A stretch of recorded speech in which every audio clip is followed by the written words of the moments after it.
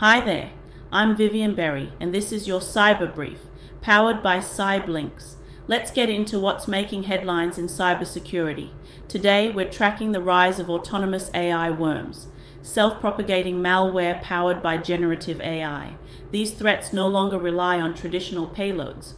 Instead, they write their own scripts, adapt in real time, and bypass known detection tools. Experts warn that enterprise defenses built only on known patterns are becoming obsolete. In another concerning trend, deepfake phishing has evolved. Cybercriminals are now using cloned voices and real-time facial simulations to manipulate employees over live video calls. One global financial firm recently halted $25 million in unauthorized transfers thanks to a well-timed manual review. The only thing that caught the fraud. Governments are responding. The European Union's AI Act enforcement phase has kicked off, and regulators in the US are pushing for mandatory AI safety assessments in all critical infrastructure sectors. Organizations that use AI tools for cybersecurity or for productivity may soon need to demonstrate accountability, explainability, and risk mitigation measures. Meanwhile, ransomware groups are shifting strategies.